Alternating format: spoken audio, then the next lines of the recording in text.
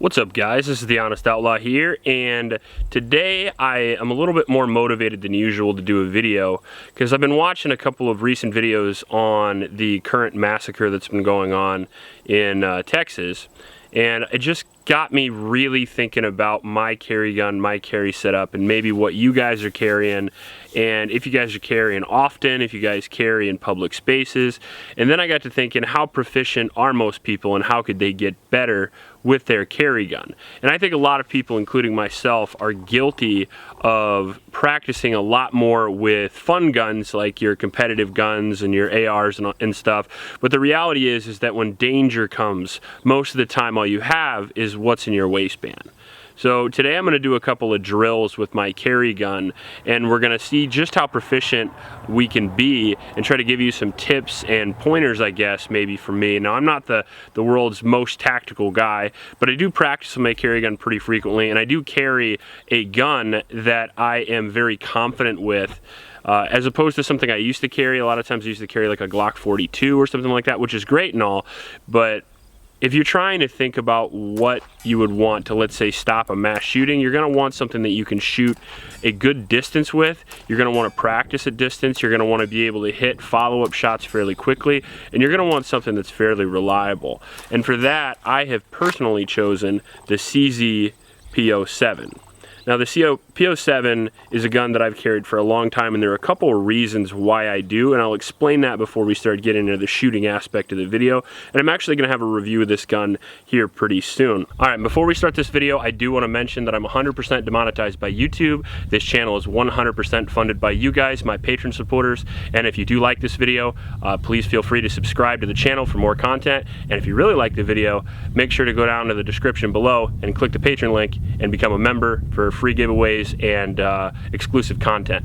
I also have links for Amazon, ammo.com, and lots of other stuff in the description below, including a local homeless shelter that is pretty near and dear to my heart, so if you feel like donating to that, I would really appreciate it. So not only did I choose the Po7, but I actually chose some accessories as well, and we'll talk about those too. So why do I like the Po7? Well, I like the Po7 because I shoot double single actions a lot. When I first started competing with pistols, I shot CZ Shadows. I still do shoot CZ Shadows, and I have thousands and thousands and thousands of rounds of repetitions with double single action guns with the exact same ergonomics as the Po7, or if not very similar. The CZ Shadow feels very similar to the Po7. When I hold it in my hand, it's the exact same grip angle. It's the same sight alignment, sight picture basically, because I have the same sights, and it's a very similar trigger press as well because both of my triggers happen to be upgraded.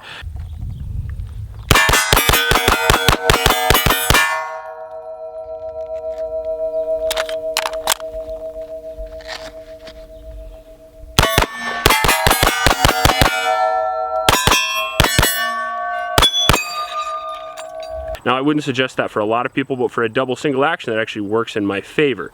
So other than the fact that I'm very familiar with the controls, there's another reason why I chose the Po7. Now, the Po7 is a double single action, and for those of you who don't know, that means it has a very long double action trigger pull, and once the slide cycles, then you have a very short, very crisp, very accurate single action trigger pull that is going to be much better than any striker fired gun on the market.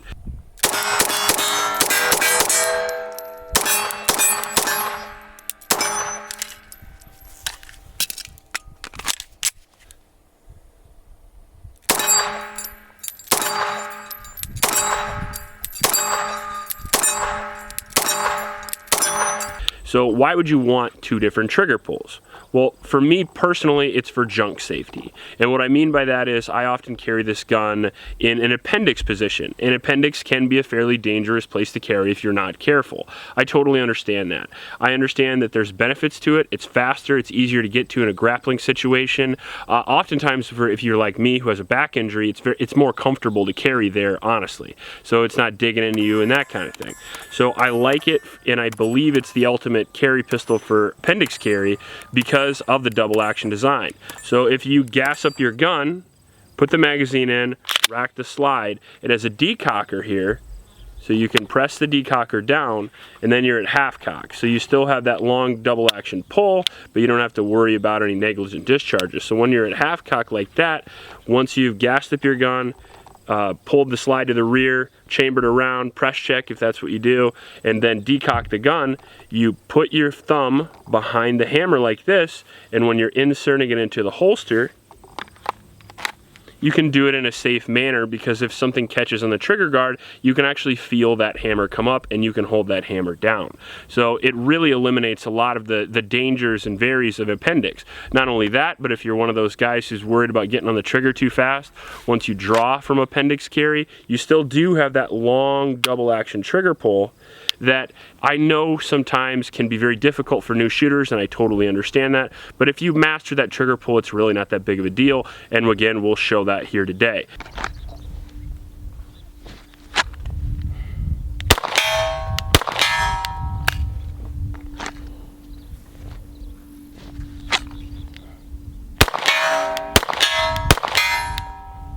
And the trigger pull on this for the first round, I think, is around 6.5 pounds.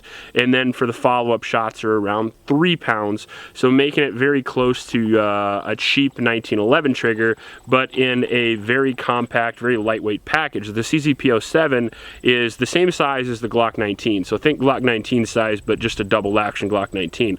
It's a couple ounces heavier. It's got a 4-inch barrel, and it has internal slide rail. So in my opinion, it has a very smooth recoil impulse compared to something like a Glock or even a P10F. It's got a very light slide with a longer frame. It allows you to have more room to hold your thumb if you're one of those guys who drive with your thumb, which I am, so I really like that. The trigger guard is really smooth, and I do have Talon granulated grips on it, but these aren't going to be the type of granulated grips that you guys get, because I actually took a back of a butter knife and I basically flayed off all the super aggressive parts, especially on the inside of the gun, so it doesn't rub my tummy, because you don't want to be uncomfortable all day. So on that, I do have a Cajun Gunworks upgraded trigger, and I do have Cajun Gunworks sights. I used to have tritium sights in it, but honestly, I do so much night shooting with weapon lights and things like that that I've never had to worry about night sights. And basically when I think of night sights, I think of something that you find on a nightstand or something like that. And this is not a nightstand gun for me, and I prefer the sight picture, and I prefer the ability to pull up the front sight as quickly as possible. So I like the fiber optic setup. If red dots were a little bit more reliable, I might run a red dot someday. But as of now, this currently is my favorite setup. Now, I also happen to run a P10F, and I believe the Po7 takes P10F magazines, and we're gonna test that out here today. But I just wanted to tell you my carry setup and why I chose what I chose for the most part. And if you had your carry gun, would you feel comfortable in a setting like what happened in Texas? Do you feel comfortable running toward that problem and trying to fix that problem? Do you have enough training to overcome your deficit with a pistol versus a long gun? Have you practiced enough? Have you done enough stressful things in order to control your stress levels? Lots of stuff to be talked about here, and lots of stuff to consider, but that's basically what I'm trying to do, is make you consider your carry setup and make you rethink and see if it's good enough for situations you might find yourself in modern day with all these mass shootings. All right, so the first and most important part of carrying a gun as far as skill level goes is the ability to get the gun out of the holster. And that's why holster choice is very, very important. You want something that's very comfortable. You want something that's fairly low profile, so you don't print all the time and you're not worried about that, especially if you're a new carry person. You know, when you first start carrying a gun, you think once you carry a gun, everybody's gonna be staring at you. You're worried about the little bitty, every little bitty thing. But the reality is nobody really looks at you, nobody really cares. You don't figure that out without dealing with the first couple of months or even a year of carrying a gun. So you're gonna need a good holster that conceals fairly well, that's very comfortable, but you're also gonna need a holster that's accessible. So you're gonna have to be able to get your firing grip even with one hand if necessary. And that's not quite as important for a kind of a mass shooting situation, but it is very important for an everyday, I shouldn't say every day, but the most likely situation you're gonna run into while carrying a gun is not going to be a mass shooting. It's most likely gonna be some type of robbery, domestic abuse situation, something like that, statistically. So what you're gonna have to do is you're gonna have the ability to present your firearm one-handed and get a good firing grip in case you're gonna need repetitive shots. So we're gonna work on a little bit of getting it out of the holster today. I know a lot of you guys only have access to indoor ranges. You can't do draw practice at the range, so you guys don't. But what you guys need to understand is that you can do it at your house. You don't have to have rounds in the gun to practice a draw. right? So we're gonna do a little dry fire practice here just on the range. And what I like to do is I like to look at a light switch, and a lot of times you'll just put like a picture or something, some random thing that's a squared shape near a light switch or near, so I could either do draw practice, that I can do a draw transition, and if you carry a spare mag, you can even do magazine changes all right there in the comfort of your own home while pointing it in a safe area while not having ammunition around you. That's an obvious thing you guys need to remember, is maintain all the gun safety laws. But the reality is those things are almost more important than accuracy. You know, you're gonna have to be able to get the gun out, manipulate the gun, especially if you have some sort of malfunction or something like that. Just be familiar with your firearm and your carry stuff. So first thing I like to do is practice a static draw for a little bit. So pull the shirt up with my support hand, pull the gun out, and just dry fire over and over and over again. Try to build that grip, slow and smooth.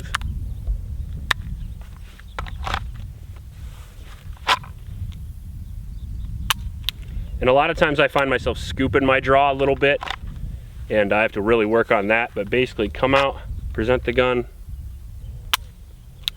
and like I said, all you have to do is work on that at home, and then we can do it on the range here a little bit. And ideally you want to get your draw even one-handed, somewhere around a second. I've got a little bit of shoulder issues. I got really long arms, so I got to present a little bit longer than the smaller guys. You know, like John Lovell's got a really fast draw, but he's also like 5'2". I'm 6'4", so I have a little bit longer to go. Totally fine, don't worry about that.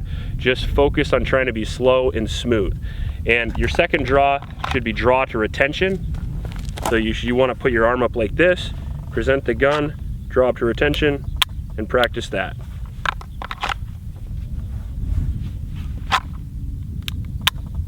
Just simple little practice.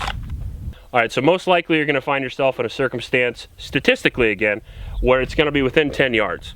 And we can only shoot up to 10 yards here because we shoot a lot of steel. So we're gonna shoot at 10 yards, but consider the fact that you're most likely gonna be shooting significantly closer. I've done drills on this channel where we use the rubber targets and where we put our arm up, draw to retention, and do that kind of thing. But since we're focusing a little bit more on mass shooting type of stuff for this video, we're gonna be doing it at 10 yards and we're gonna be moving out at distance. Well, a lot of things that people don't really focus on is distance shooting. And imagine you can hit a target with your handgun at 50 yards, comfortably, easy. Probably cut that distance in a third if you are going to be in an actual situation. So the accuracy you're gonna have at 50 yards while you're calm and steady and it's a good day and there's no wind and everything's awesome, most likely is gonna be something around 15 to 20 yards while you're moving, your heart rate's really jacked, you're crying, you're peeing your pants, whatever it's gonna be. So remember that you want to practice for the worst possible case scenario so you're comfortable in that when it actually gets there. Nobody rises to the level of success. They always rise to the level of their training. So always remember to kind of get familiar with their gun and get familiar with a few different situations. If you are in a Walmart and somebody has an AK-47, he's going to have some distance on you. So you want to have distance on him in training, right? So most of these mass shooters, often there are, for lack of a better word, they're rejects of society, and they generally are not a Navy SEAL operator. You know, like if you look at that one guy who had his kit all on wrong and everything like that, most of the time they're unprepared, and oftentimes you can take them by surprise. And go.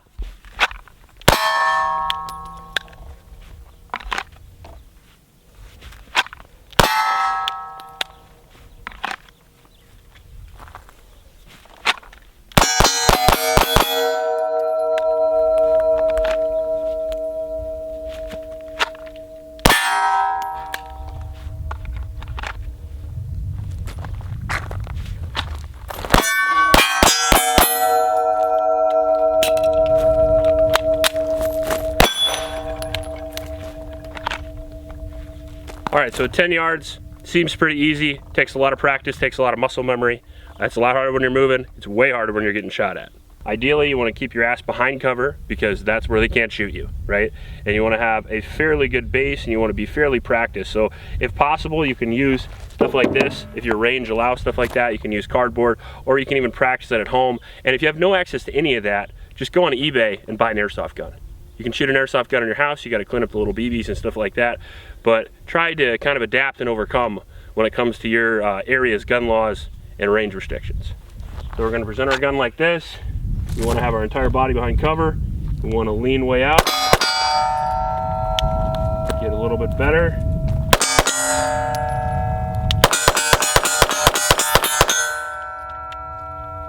And if a guy really is shooting you with an AK, make sure to clear your background, make sure all the shots are good and all that, but don't be afraid to shoot him a couple of times, because he wouldn't be afraid to shoot you a few times.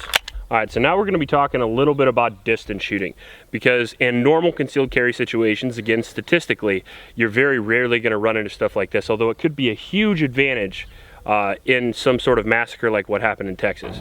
So if you are able to take cover in a situation or in an area where that guy doesn't see you, and you're able to ambush him, especially from a safe distance, if you have that type of skills, and you are able to put fire in that guy, you can save a ton of lives. And you're the only guy with a gun in that particular area. Do you have a legal responsibility to help those people? No. But if you're the only person with training in that area and you really can save a ton of lives by doing what you need to do, then maybe you have a moral obligation to do something. But again, that's entirely up to you. So now we're gonna go a little bit from the draw, and we're gonna shoot a little bit at 50 yards.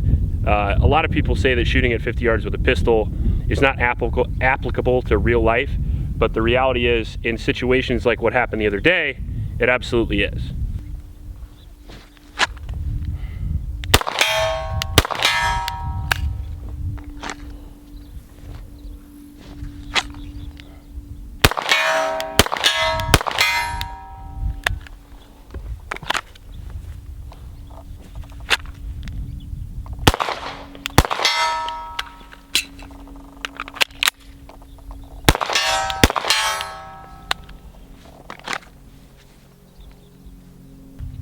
And if you do have a double action, and you do have the presence of mind to do so, and the time to do so, and you need to take a long shot, you can always draw, cock the hammer, get ready, and have that nice single action trigger pull.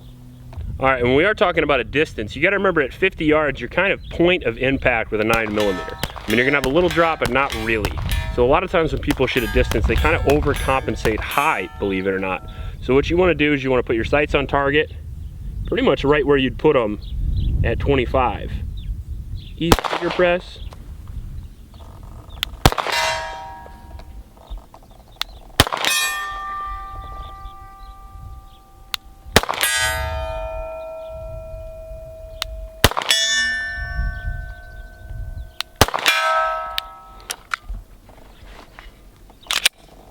And what you really want to do is you really want to focus on that trigger press to the rear. So place your finger wherever you want.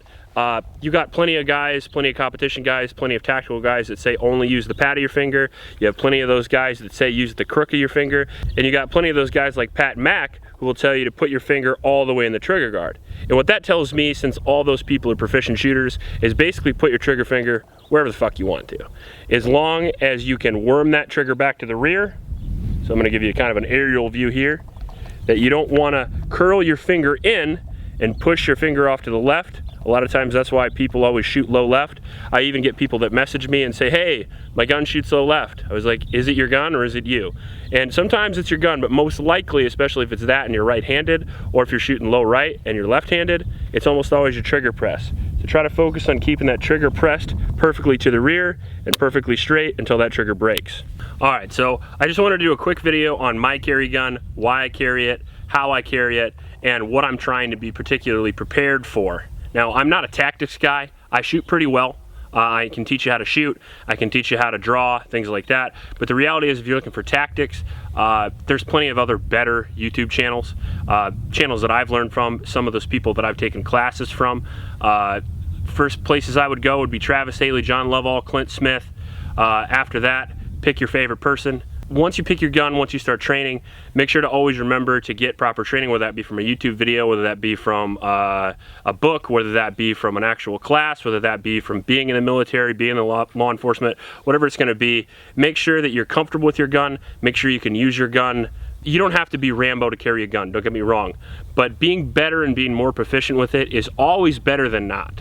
So I just wanted to do a video explaining some of the things, some of the drills that I do with my carry gun, why I chose the gun that I chose, because I get a lot of questions on that. Most people carry a Glock 19. This is the reason why I like the CZ platform, and it's basically just because I'm comfortable with it, and kind to remind you that since these mass shootings are getting more and more popular, And since carrying a gun is getting less and less popular, you guys really are the first line of defense. The reality is the police aren't going to show up quickly, and these situations are usually solved by civilians. And a civilian with a gun can save a ton of lives if you're in the right place with the right training. If you like this video, please like and subscribe. Please help your local homeless shelters, and remember to recycle. I'll check you later.